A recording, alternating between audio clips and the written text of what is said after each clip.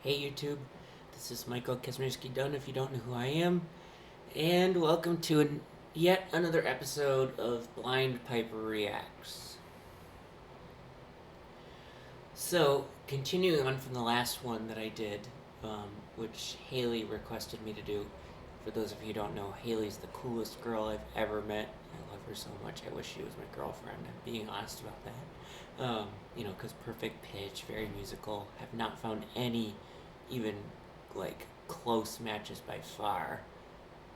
Anyway, because Haley suggested I react to a piece by one of her favorite composers, Maurice Ravel. Haley's a big fan of classical music, by the way.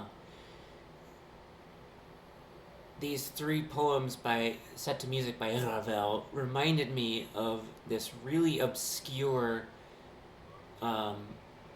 piece, which was also written by a French composer. This is actually not by Ravel, but it's similar to Ravel. His name is his first name is Charles, but I don't think it would be like Charles in French. I think like Charles. I'm not sure. I don't speak French, but his last name is Chaynes, and it's pronounced like Chen. I plugged it into my French speech synthesizer because I never took any French classes, and I'm not sure I would ever want to because of all the silent letters. Anyway, he lived from 1925 to 2016, so he's a relatively recent composer when it comes to classical music, and these are four poems written by. It only just says Sappho, Sappho. I may not be pronouncing it right. Again, I don't know French. And Chen wrote this for a really, I'd have to say, a very dexterous coloratura soprano and a string trio. Now, coloratura, a lot of people think coloratura means that they can hit extremely high notes. Well, in my experience, that's not the case. What a coloratura really is somebody who can do all the runs or roulades, and Christina Derticombe is the absolute queen of those. And of course, they can do trills.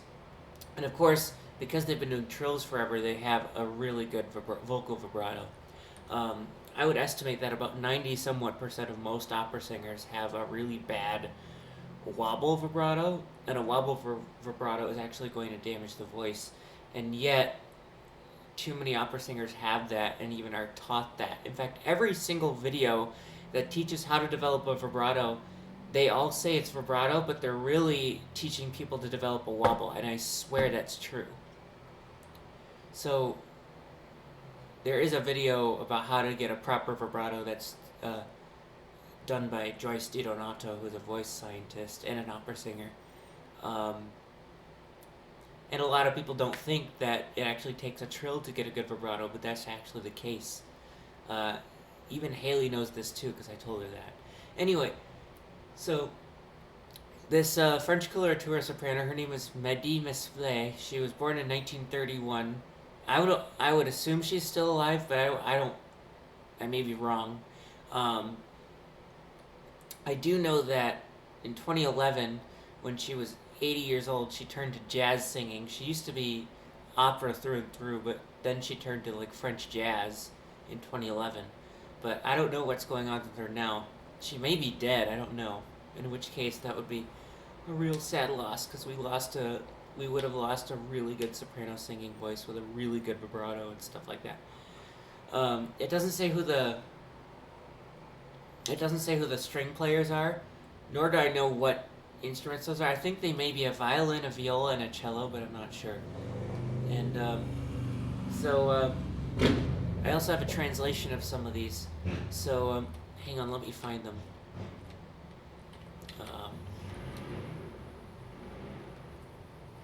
Okay. Just making sure the volume is loud enough.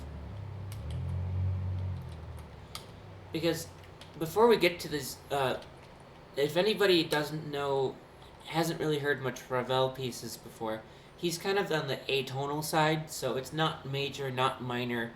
He's a very chromatic composer, so it's not, straightforward. It's not very easy for beginning musicians to grasp, especially when it comes to music theory and intervals. And it's really good to it's good for challenging people with perfect pitch, including myself and Haley, and that's why I like Haley the most. And once she gets my favorite vocal vibrato, I think I would love Haley better than any other girl that I've ever met. So, anyway, so Ravel is more of an atonal composer, right? Chen is like on a scale of 1 to 10, 1 being very easy to grasp and 10 being like maximally atonal. I would say Chen is like about 9 or 10. So, it's going to be really interesting adjusting to this relatively dreamy, in my case, or some people might even say scary music. So, here we go. So this is the first movement. Oh, by the way, these were recorded in 1973. Like I said, Mady Mesplé was born in 1931, just like Christina Deuticombe, who's the queen of her runs. Christina is sadly passed away in 2014. Anyway, so, again, I have a rough translation, so, oops.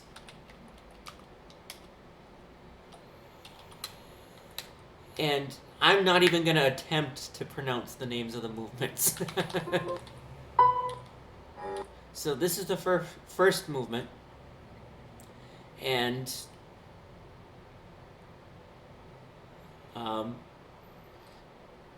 the translation has to do with something about giving pain. So here we go. Ooh, tritones, devil's intervals. Maybe that's why they're talking about giving pain. Ooh.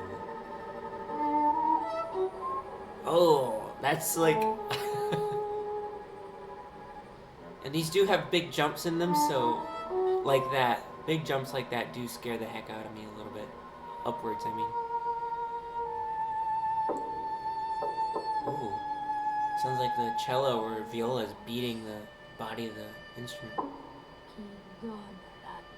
That's Mady's voice.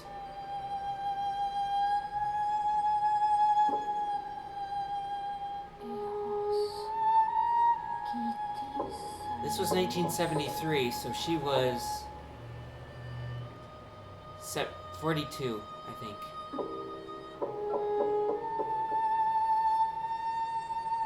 There's no percussion in this, it's just a string trio.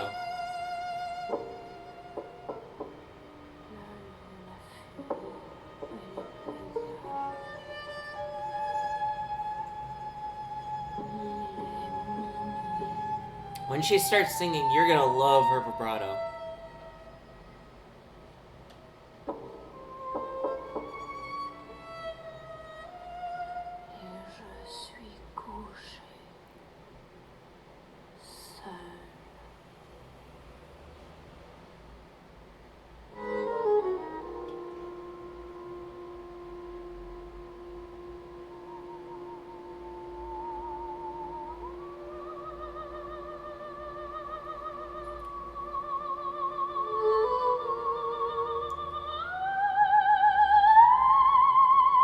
Whoa!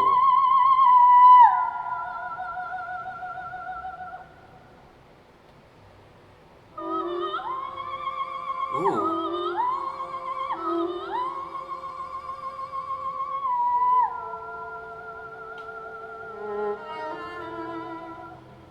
And for those of you who don't know as well, Haley can hit that note. That high note she just hit. Haley can hit that.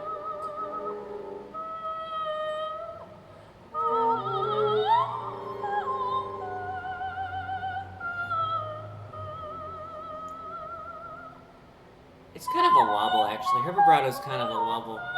It's kind of Whoa! I don't think Haley can hit that yet. Ooh. This could be a perfect thing to play in Halloween.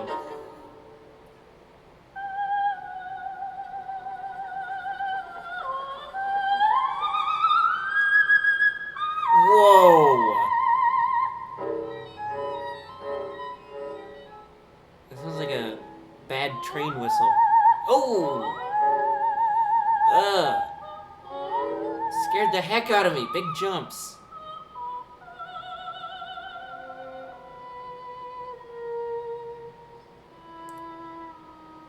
I didn't know her vibrato would be this slow. In most of our other songs, her vibrato is amazing, so I guess that's what happens when you get older, unless you keep working on the trill. Ooh, ooh. Oh. See, this is why I don't like yodeling, because yodeling has big jumps. But that downward jump didn't scare the heck out of me.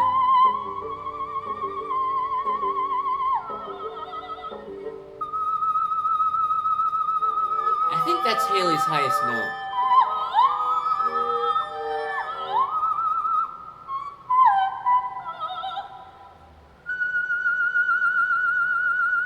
Wow. Higher than the Queen of the Night character. Wow.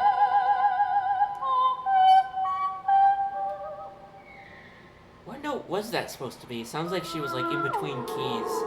And people with perfect pitch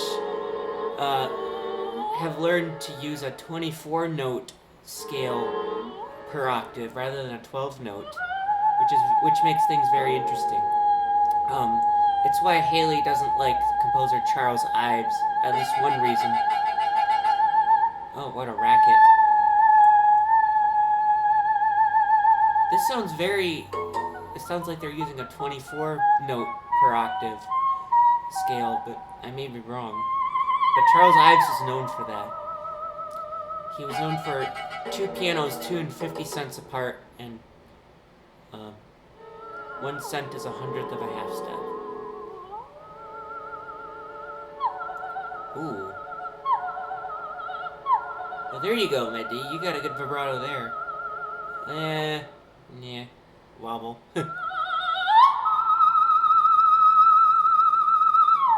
Again, I think that's the highest note Haley can hit.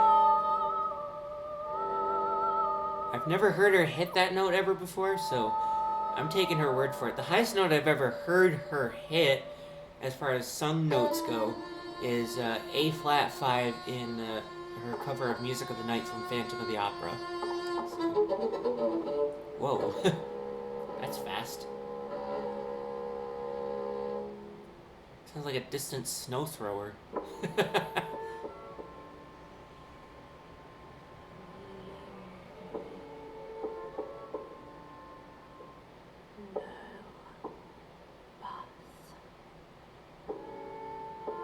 And keep in mind, this is all in French, so I don't know what she's speaking.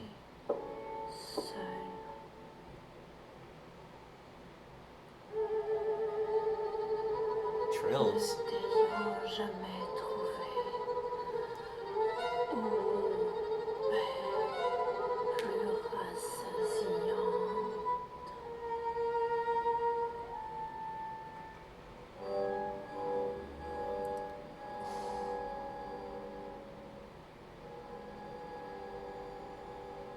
I can see how tritones are nicknamed devil intervals, because I actually didn't know they were called tritones until recently. I've only knew them as devil intervals. I guess that makes sense why this movement talks about giving pain, which is what wobble vibratos do, and that constitutes about 99 point somewhat percent of most opera singers. I kid you not. I have one of my YouTube subscribers. Hate to say it, but she has a wobble, and her teacher even thinks her vibrato is way too fast. It's like, excuse me? You know that everybody's going to start hating opera if you want them to have the worst wobble they've ever had. Domrau, for example, I hate Domrau's voice because she has a serious wobble. Serious wobble. Anyway, so it's a good. I was about to mention that because she's speaking French, it's a good thing that I have a friend, Sophia, and Haley has a friend, Lena, who can speak French very well and translate it. And Haley said that Lena helped her with pronunciations of certain things. But even then, she still says just Ravel instead of Ravel. So I kind of want to be as authentic as I can. So. Anyway, so this is the second movement here, which is... This is what it translates to. If I see you for a moment, Gongilla? I know I don't have the pronunciation right, but... Oh! That sounds like somebody randomly hitting notes on... If this were played on a piano, this sounds like somebody carelessly and randomly hitting notes. Ooh! Oh, good vibrato there.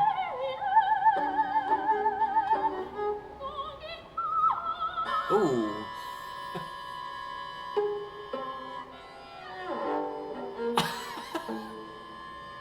That's like the most random sounding music I've ever heard.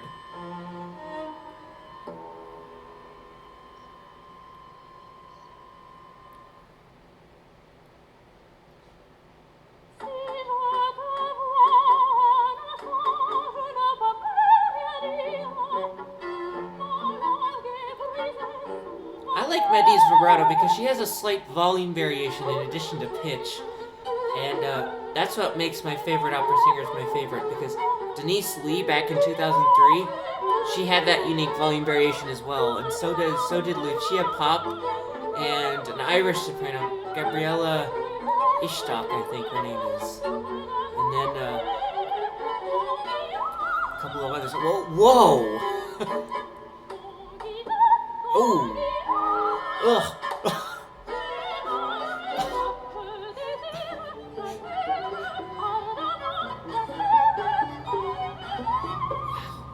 I'm on edge. Ooh. Haley, you said that the Mahler symphonies are very loud and bombastic. I wonder if this is worse. Ooh, another jump. Ugh. See, if I know the song and I know that the jump is coming, that's alright. You know, like O mio bambino caro, you know, it has octaves, but I've heard it before, so I know it's coming. This one I've never heard, or at least heard only once before, so these unexpected jumps are just like, ugh. Ooh. That chord was kind of Ravel-esque. Or, excuse me, Ravel-esque.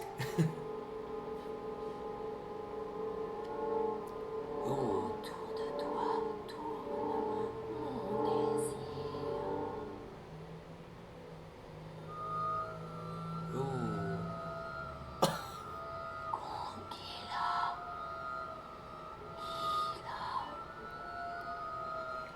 Haley, if you want to hear atonal music, just try this.